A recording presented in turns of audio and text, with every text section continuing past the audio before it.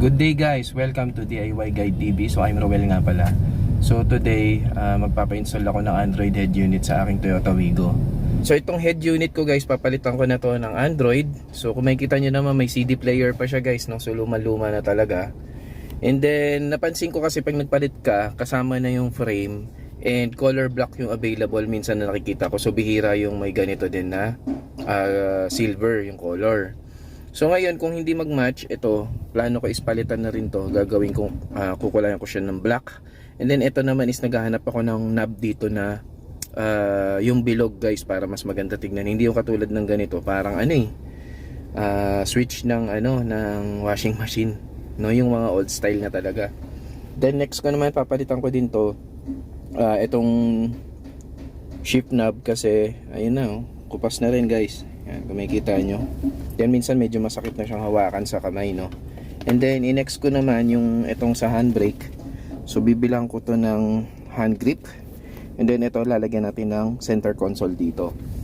Next naman is yung ating instrument cluster, no. So ang tagal ko ng plano, actually gusto kong papalitan ng white na LED yung backlight. So para mas maganda and mas makita siya and mag-match lahat na color white na.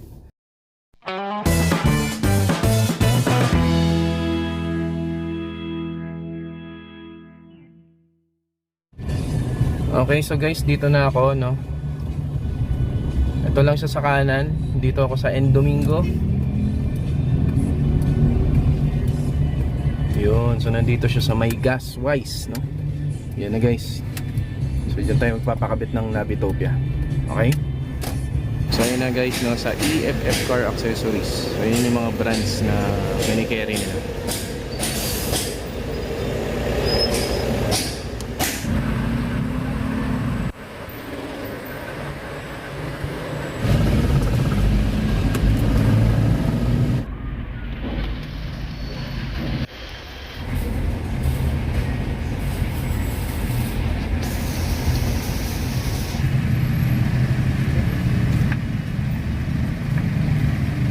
Okay, so yan guys, nakabit na yung Android unit natin, no, sa yung Navitopia.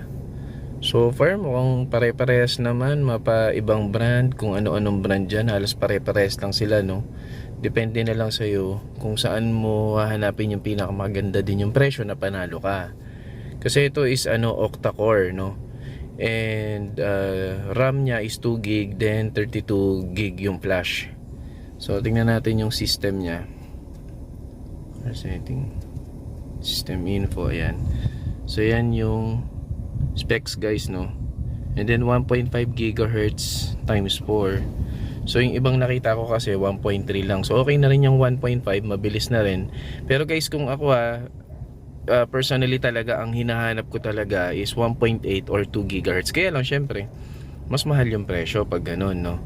So ito naman is nasa 14,999 lang naman yung kuha ko.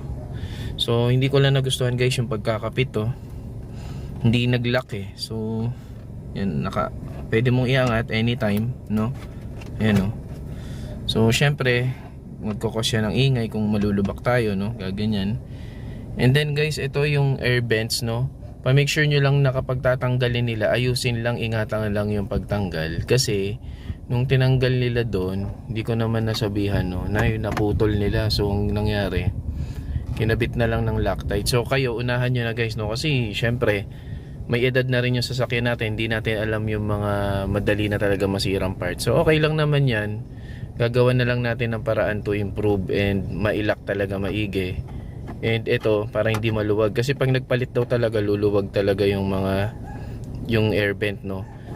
So yung dito guys, sa pagkaka-fit nung ating head unit, no, hindi lang talaga naman naglalak, pero okay naman siya so far. Hindi naman siya ganun ka-perfect, pero okay na, no. Kumbaga, ang na lang is, hindi ko alam kung sa lahat ng model is ganyan yung nangyayari, no. Pero tingin ko dito lang naman sa Wigo, no, nagkaka-problema yata yung fitting ng frame. Pero the rest, yung head unit, pare-parehas naman yan, no.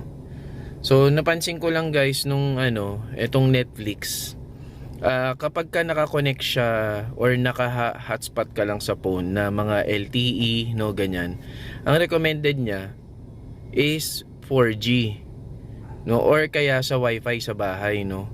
So yun, mag-on siya. Pero kapag ka LTE ayaw or kaya 5G.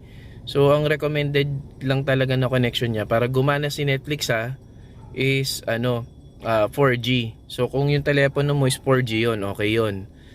So hindi katulad dun sa iPhone ko guys, kasi LTE lang yung sa iPhone ko So hindi siya hindi niya ma-play yung video. Na-open yung app pero hindi ka maka-play ng video unless na i-transfer mo siya sa Wi-Fi or sa 4G. So ganun yung nangyayari. Then may mga ginawa lang din ako dito guys, no. Siguro gagawin ko lang to ng review, yung mga likes and dislike ko dito sa unit, no. So pero ngayon ang focus ko muna is ayusin muna itong lock dito, no. Gawan ng paraan. Then ito babaguhin ko na to, gagawin ko ng black to. And then itong mga knob is meron akong in order na mga bilog, dumating na guys, no. Bubuksan natin yan. And i-fit natin kung okay na siya dito. Then once na na-fit natin, palitan na natin to ng kulay black. So ima-match natin dito. So far okay naman siya guys kasi responsive naman, no. Pero yung yung dual screen, medyo nawawala si Waze kapag ka nag dual screen ka. So mas maganda na kung Waze lang and then mag background music ka na lang, no. Okay na yon. So ganun na lang yung gawin mo, no. Kaya nga nire-recommend ko kung bibili kayo, yun nga lang medyo mas mahal, no. Yung mas mataas yung frequency or yung gigahertz. So at least mga 1.8 times 2 times 4 anything. So mas maganda yung ganun. And then make sure na octa-core. Kasi ito hindi ko makita kung talagang octa-core, pero sabi naman nila sa akin is octa-core. Kasi may mga in-inquirean ako quad-core yung pinapakita nila, no. So sabi naman nila sa akin Android 12 pero octa-core siya. So pero hindi ko makita kung saan dito yung kahit dun sa Android setting hindi ko makita, no, kung talagang octa-core siya. So sa system wala rin So comment nyo na lang guys kung paano makikita, no, kung kung octa-core ba siya or quad-core, kung anong specs mismo. Yun. So ngayon yun lang muna yung plano ko i-improve. Pero so far guys, maganda, responsive yung screen. Hindi siya katulad ng iba na pag ginano mo ang tagal, no. Ito hindi, okay naman. And then mabilis din naman mag-open yung mga app. Depende rin naman siguro sa signal mo. Ang napansin ko lang, ang bagal ng Google and ang tagal niya talaga mag-load. Tagal siya mag-load. Yan. So, tagal mag-load guys. Pero okay na lang din yan, no. Hindi naman din ako talaga mag-Google Map. Waze lang din yung ginagamit ko. Okay din yung Spotify. And then guys, gumanda yung sound ng sasakyan, as in maganda talaga, no. And hindi pa ako magpapalit ng speaker. Siguro sa susunod na, medyo mahal yung speaker guys. YouTube okay naman, no, mabilis din. So open natin yung ating yan. So tulad nito si DIY Guide TV. Ayan.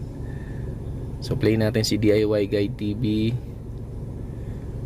Check natin yung mga videos ko. So far mahina lang yung signal guys, no, kasi nakakonect lang ako sa bahay. So yan.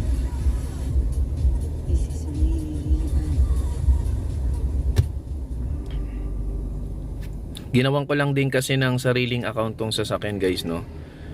Ayokong gumawa yung isang account ko is gagamitin ko rin dito sa sasakyan. So yan, so far okay naman. No, mabilis naman siya guys. Yan.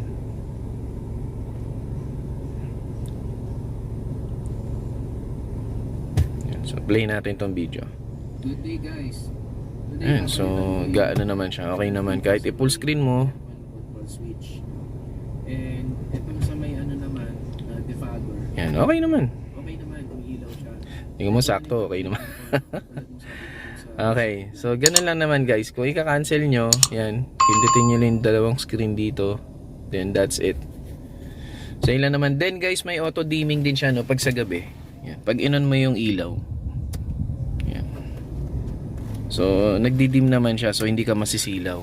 Pag inon mo to guys, halimbawa inon mo pa lang, no, as in kaka-on mo pa lang, and then nag-reverse ka, lumalabas agad yung kanyang reverse camera.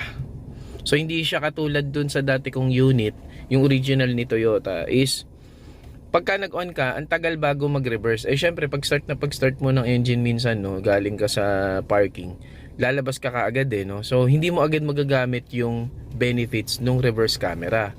Unlike dito, pag on guys, talagang kahit na loading pa lang siya, pagka nilagay mo sa reverse, yun, mag-start, ano kaagad siya, mag-on na kaagad yung backup camera.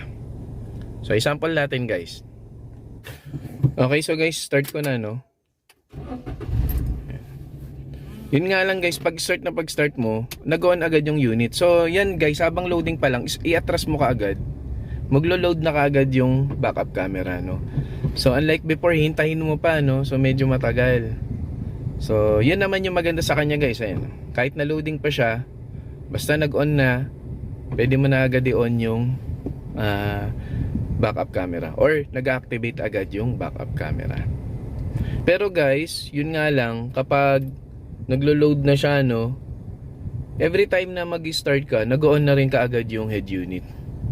And then, ito naman guys, kaka-on niya lang, no, napansin ko lang din na, di ba may auto-dimming tayo. Ngayon guys, ito kasi, yung Android unit, meron din siyang ganun na setting, no, na pwede mong baguhin yung dimming niya kapag sa gabi, pag nag-on ka, magdi-dim siya para hindi ka masilaw. Kaso, ang nangyayari dito, pag pag-on ko ng sasakyan, naka-dim agad siya. So hindi naka-on yung, kumbaga hindi siya nandun sa brightness. So ang nangyayari, kailangan ko pang i-switch ng konti yung ilaw. Ito, pakita ko sa inyo. Switch ko yung ilaw, yan. So 'di ba, naka-dim na siya. So hindi niya napansin na bomba. Pero once na pinatay ko na yung ilaw, ayan. So tumaas yung brightness. Again, pag pag gabi na, on mo yung ilaw, magdi-dim siya. Kaso nangyayari nga, pag on mo, naka-dim na siya. So, pero okay lang naman yun, napaka-minimal lang naman nun. So, kung gusto mo yun, di on-off mo lang yung ilaw para mag-brightness ka agad, no? So, ganun lang naman. Sa Netflix nga, no, kailangan 4G yung internet na gagamitin mo para mag-play yung mga video sa Netflix or sa Wi-Fi sa bahay. So, download na lang kayo ng mga movies guys, no? Siguro sa susunod naman pag nag-update na yung application ng Netflix, baka ma-improve na nila na kahit ano ng klase ng network yung gamitin mo, mapa LTE, 4G, 5G, no? Is pwede na siya. Pero ngayon dito, 4G lang para makapag-load yung video. Pero the rest okay naman, naglo-load. Walang problema. Yung YouTube, Waze, Spotify, si Netflix lang talaga yung nagkaroon ako ng problema guys. So yun lang naman guys. So kung may phone kayo, may hotspot kayo na 4G and gusto nyong yung mga kasama nyo dito sa sasakyan is makanood ng movies sa Netflix, yun dapat yung gamitin nyo 4G na hotspot. So kung 5G and LTE hindi siya mag-on. Pero kung meron kayong mga website na alam na pwede kayong makanood ng mga free movies, yun na lang yung gamitin nyo guys. Makakanood kayo ng movies kahit na anong connection pa or network pa yung gamitin nyo. So worth it naman guys. Overall worth it naman siya. Okay siya. Siguro in the long run na gamitin pa natin tong Android unit na to, may mga magiging dislike tayo. And syempre may mga pictures din tayo na magiging syempre likable talaga dito sa ating Android. So thank you guys for watching. Have a good day. Drive safe. God bless. Bye bye.